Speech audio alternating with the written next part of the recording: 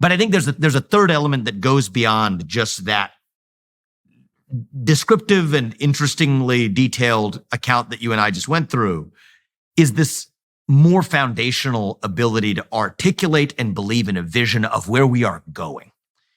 And I think this is a big difference for me, and this is a generational difference, I think, Dr. Peterson. I think this is what is allowing us to reach young people in this campaign in an unprecedented way for the Republican Party. Part of that's we're using podcasts, but part of that is just the message, is that young people are, as you and I have talked about last time, hungry for a cause, hungry for direction and purpose.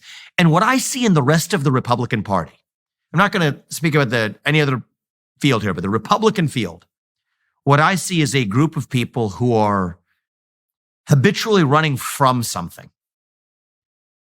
I am in this race to start leading us to something, offering an actual affirmative vision of our own.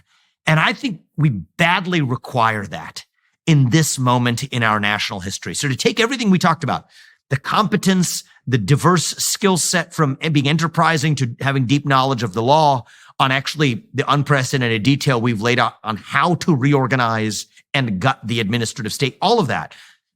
But I think the missing fuel that will allow me to see that through, but also revive a missing national identity, is having a clear answer to the question of what it means to be an American. We talk about the American Revolution. What were those ideals of the American Revolution? How do we revive them in the present?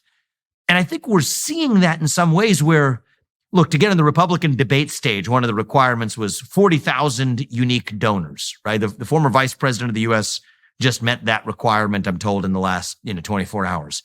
We're at over 70,000 unique donors. I've never had a political donor in my life. We didn't begin this campaign with any donor lists, but the beauty of this is 40% of those donors are first-time ever donors to the GOP in any form, and most of them are relatively young, actually.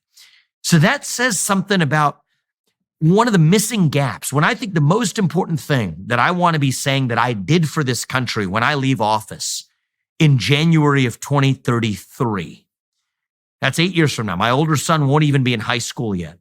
Probably the most important thing I want to say is that we revived national pride in my two sons and their generation.